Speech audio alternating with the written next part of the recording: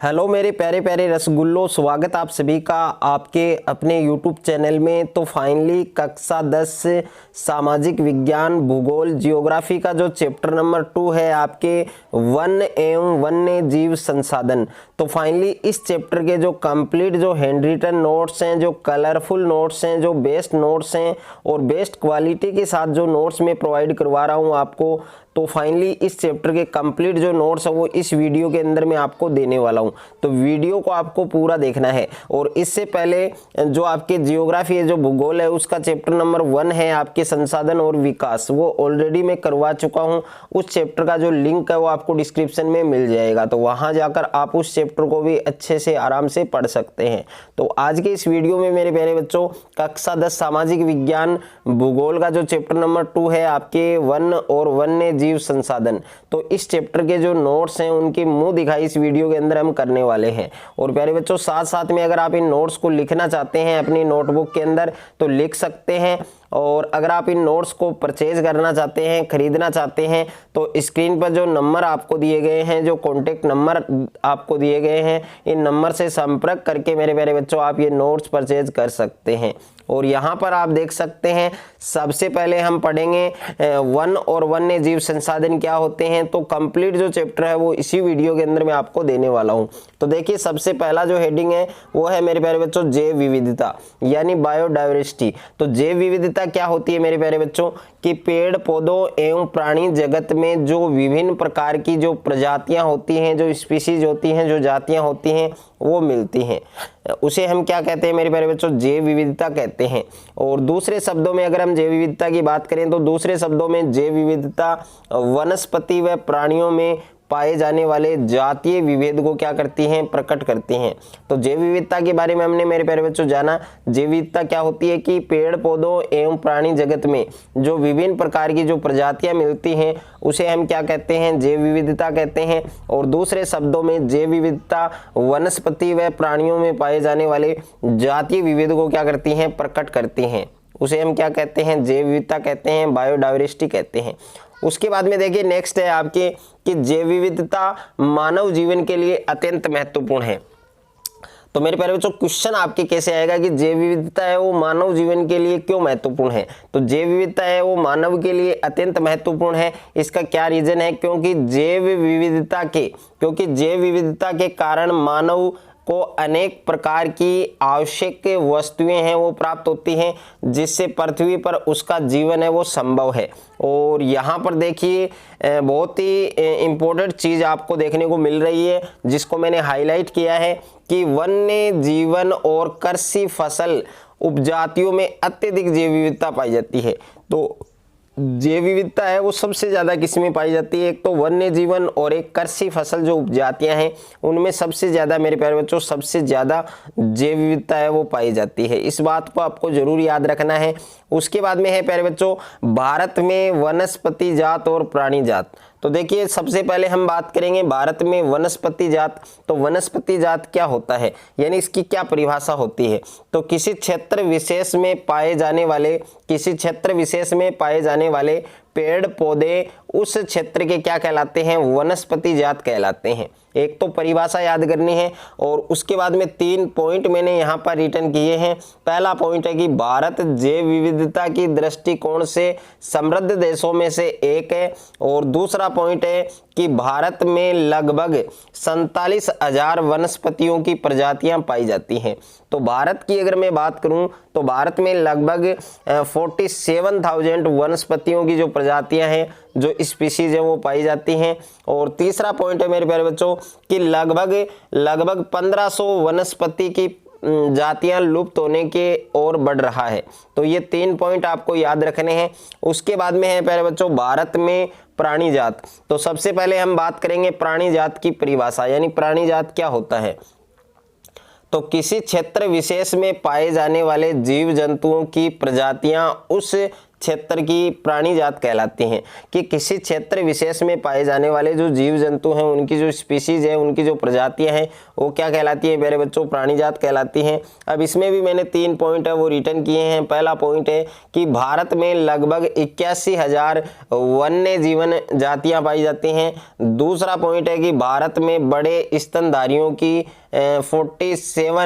49 जातियां पाई जाती हैं। तीसरा है कि पक्षियों की 44 जातियां और जो सरीसृप है उनकी 15 जातियां पाई जाती हैं। ये भी आपको अच्छे से याद रखना है। उसके बाद में देखिए यहाँ पर सबसे इम्पोर्टेंट है, काफ़ी बार एग्जाम में इससे रिलेटेड क्वेश्चन पूछा जाता है कि IUCN का फुल जो फॉर्म होता है, जो पूरा नाम होता है वो क्या होता है। तो सबसे पहले हम बात करें इंग्लिश के अंदर, तो यहाँ पर देखिए IUCN का फुल फॉर्म क्या होता है, international union for conservation of nature. अगर मैं हिंदी में बात करूँ इसकी फुल फॉर्म, तो अंतर्राष्ट्रीय प्रकृति संरक्षण संघ, ये इसका फुल फॉर्म होता है, पूरा नाम होता है। उसके बाद में देखिए नेक्स्ट हेडिंग है आपके कि IUCN के अनुसार विभिन्न प्रकार के पौधे और जो प्राणी हैं उनकी प्रजातियां।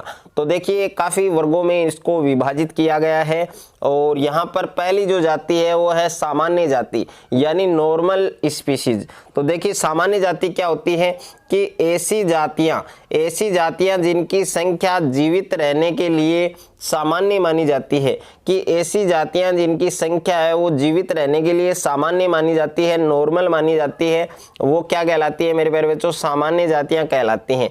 जैसे हम उदाहरण के रूप में बात करें, पशु हैं, साल हैं, चीड़ हैं, कृंतक हैं आदि, ये क्या कहलाती है मेरे प्यारे बच्चों, सामान्य जातियां कहलाती हैं, नॉर्मल स्पीशीज कहलाती हैं।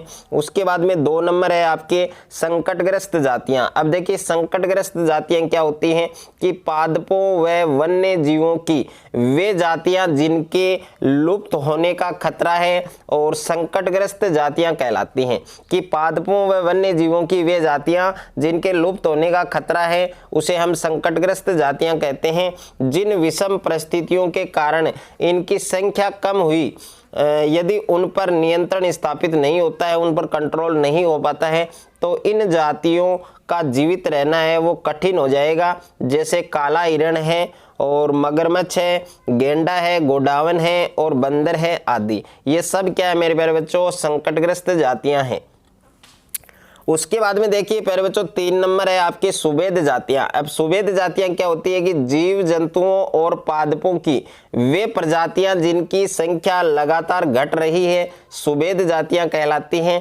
इन प्रजातियों पर विपरीत प्रभाव डालने वाली परिस्थितियों में परिवर्तन है वो नहीं किया जाता, और इनकी संख्या है वो घटती रहती है, तो यह संकटग्रस्त प्रजातियों की श्रेणी में आ जाएगी। जैसे नीली भेड़ और एशियाई हाथी, गंगा डॉल्फिन आदि, ये सब क्या है, ये सुभेद जातियां हैं। उसके बाद में 4 नंबर है प्यारे बच्चों दुर्लभ जातियां। अब देखिए दुर्लभ जातियां क्या होती हैं, जीव जंतु व वनस्पति की वह जातियां जिनकी संख्या बहुत कम रह गई है, दुर्लभ प्रजातियां कहलाती हैं। यदि इनको प्रभावित करने वाली विषम परिस्थितियां नहीं बदली तो यह संकटग्रस्त प्रजातियों की श्रेणी में आ सकती है, और ये प्रजातियां सीमित क्षेत्रों में ही पाई जाती हैं। जैसे एक सींग वाला गेंडा, शेर है, चीता है आदि, ये सब क्या है मेरे प्यारे बच्चों, दुर्लभ जातियां हैं। और 5 नंबर है आपके स्थानिक जातियां। अब स्थानिक जातियां क्या होती हैं कि प्राकृतिक व भौगोलिक सीमाओं से अलग क्षेत्रों में पाई जाने वाली प्रजातियां स्थानिक प्रजातियां कहलाती हैं। जैसे अंडमानी चील और निकोबारी कबूतर, अरुणाचली मिथुन और अंडमानी जंगली सूअर, ये सब क्या है मेरे प्यारे बच्चों, ये स्थानिक जातियां हैं। उसके बाद में लास्ट है 6 नंबर पर आपके लुप्त जातियां। अब देखिए लुप्त जातियां क्या कहलाती हैं, क्या होती हैं, वे जातियां जो संसार से विलुप्त हो गई, जो जीवित नहीं है, विलुप्त जातियों की श्रेणी में रखी गई हैं। इनके रहने व आवासों की खोज करने पर उनकी अनुपस्थिति पाई। जैसे एशियाई चीता है, गुलाबी सिर वाली बतख है, ये सब क्या है, ये लुप्त जातियां हैं। और उसके बाद में नेक्स्ट है आपके यहाँ पर जो इम्पोर्टेंट वर्ड्स हैं उनको मैंने हाईलाइट किया है, ये आपको जरूर पढ़ना है कि भूमि पर रहने वाला दुनिया का सबसे तेज स्तनधारी प्राणी चीता बिल्ली परिवार का एक अजूबा और एक विशिष्ट सदस्य है, ये आपको जरूर याद रखना है। उसके बाद में है प्यारे बच्चों की वनस्पति और प्राणी जात के जो ह्रास हैं उनके कारक। तो देखिए वनस्पति और प्राणी जात के जो ह्रास हैं उनके क्या क्या कारक हैं, तो इनके बारे में हम डिटेल से पढ़ेंगे। इसमें सबसे पहला जो पॉइंट है वो है कृषि में विस्तार। तो कृषि में विस्तार के बारे में अगर हम पढ़ें तो भारत में वन सर्वेक्षण के अनुसार 1951 और 1980 के बीच लगभग 26,200 वर्ग किलोमीटर वन क्षेत्र कृषि भूमि में बदल दिया गया और अधिकतर जनजातीय क्षेत्रों विशेषकर पूर्वोत्तर और मध्य भारत में झूम खेती अथवा स्लेश और बर्न खेती के चलते वनों की कटाई या निम्नीकरण हुआ।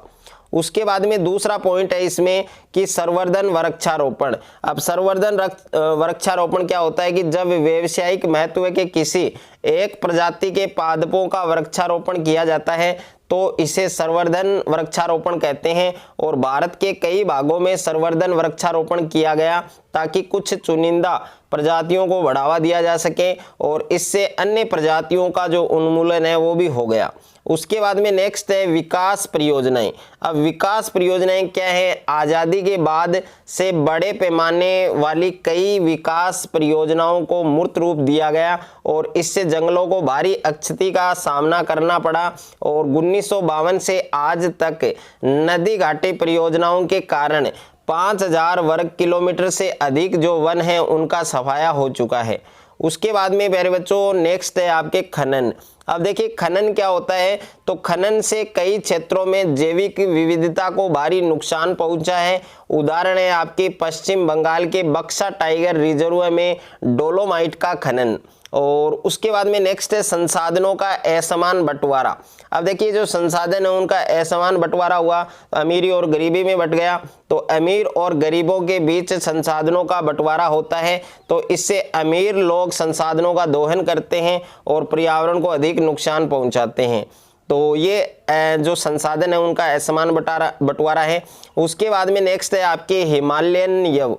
अब हिमालयन यव क्या होता है कि हिमालयन यव चीड़ की प्रकार का सदाबहार वृक्ष होता है और एक औषधीय पौधा माना जाता है जो हिमाचल प्रदेश और अरुणाचल प्रदेश के कई क्षेत्रों में पाया जाता है। अब इसके उपयोग क्या हैं?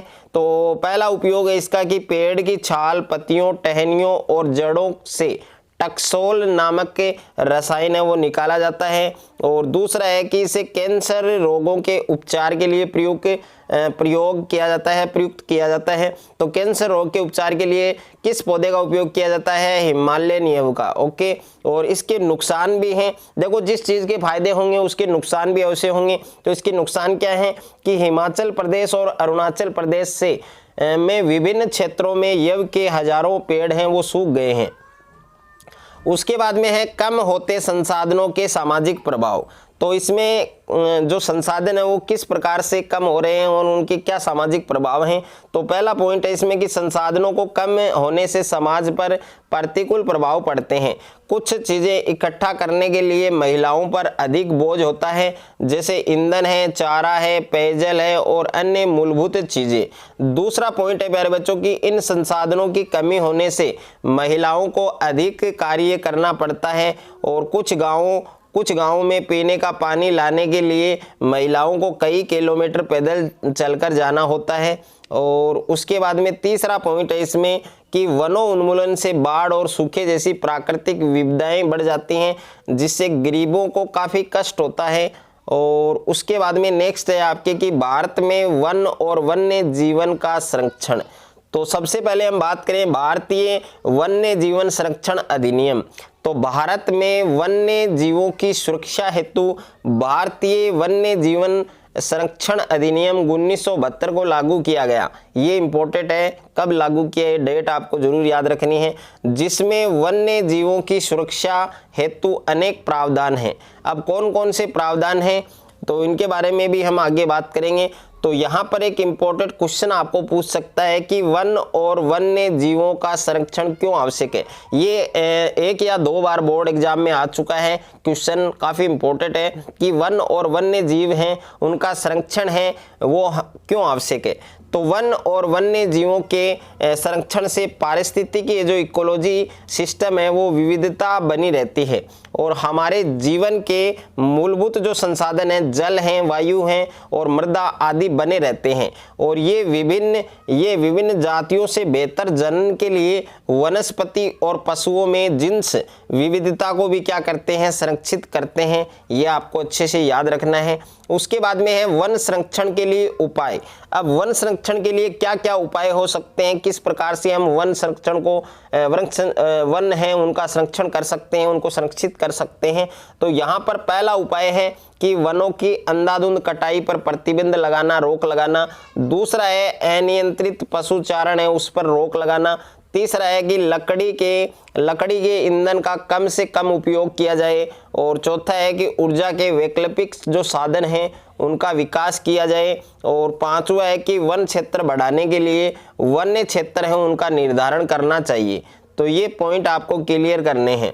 उसके बाद में है बाघ परियोजना। अब देखिए बाघ परियोजना क्या है प्यारे बच्चों, बाघ परियोजना क्या होती है। हमारी सरकार ने बाघों के संरक्षण हेतु प्रोजेक्ट टाइगर अथवा बाघ परियोजना शुरू की, प्रारंभ की। इसका मुख्य उद्देश्य है अपने देश में बाघों की उत्तरजीविता और संवर्धन करना है और इस परियोजना के तहत बाघों को संरक्षित किया गया है।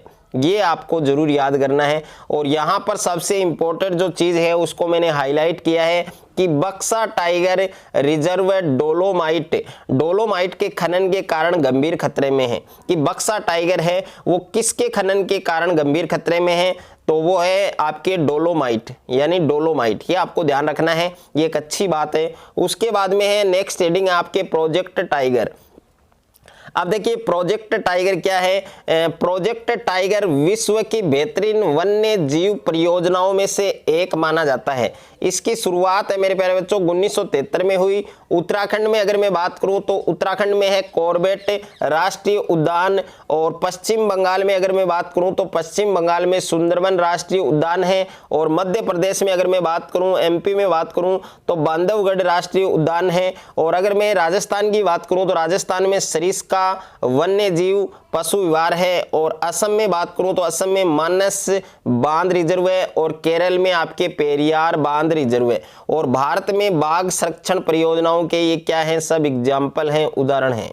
और उसके बाद में देखिए एक क्वेश्चन आपके बोर्ड एग्जाम में काफी बार आ चुका है कि भारत में प्रोजेक्ट टाइगर को शुरू करने के क्या क्या उद्देश्य हैं। तो यहाँ पर पहला उद्देश्य है कि भारत में बाघों की तीव्र गति से गिरती संख्या पर अंकुश लगाकर उनकी संख्या में क्या करना, वृद्धि करना, बढ़ोतरी करना। और दूसरा जो उद्देश्य है वो क्या हो सकता है कि बाघों की खाल और हड्डियों के व्यापार की रोकथाम करना।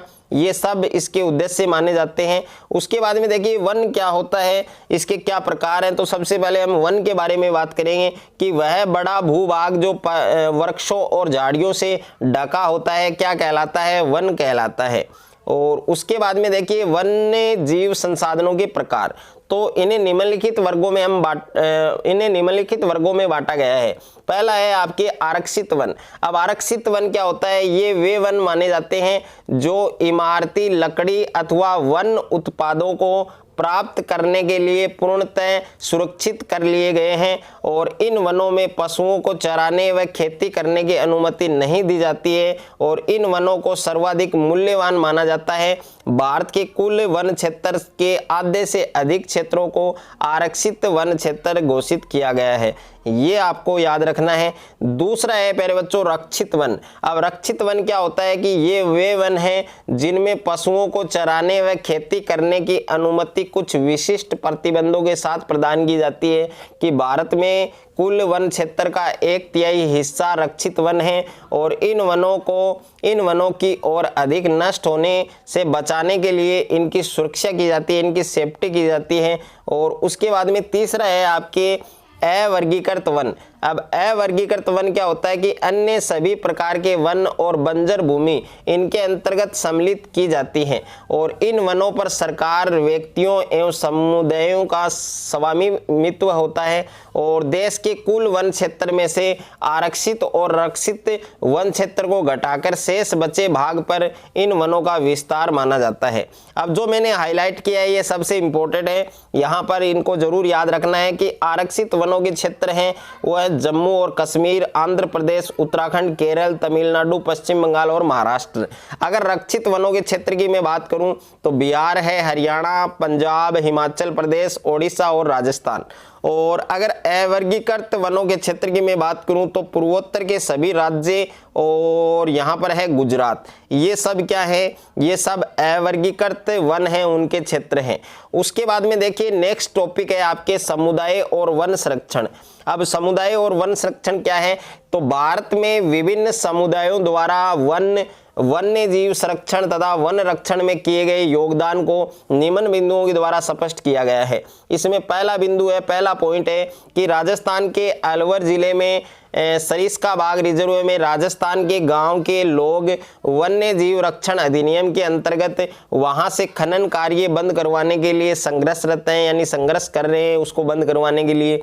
और दूसरा पॉइंट है आपके अलवर राजस्थान के 5 गांवों के लोगों ने 1200 हेक्टेयर वन भूमि को भैरोदेव डाकव सेंचुरी घोषित कर दिया है। ये लाइन जरूर याद रखनी है, जिसके अपने ही नियम हैं, रूल हैं जो शिकार वर्जित करते और बाहरी लोगों की घुसपैठ से यहाँ के वन्य जीवों को क्या करते हैं, बचाते हैं।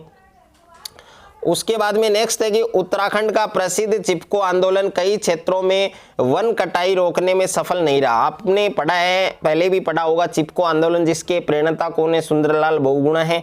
और बल्कि इसने स्थानीय पौधों की प्रजातियां हैं उनकी वृद्धि में भी योगदान दिया है। और 4 नंबर है कि छोटा नागपुर क्षेत्र में मुंडा व संथाल जो जनजातियां महुआ और कदम के पेड़ों की पूजा करती हैं और उनका संरक्षण भी करती हैं।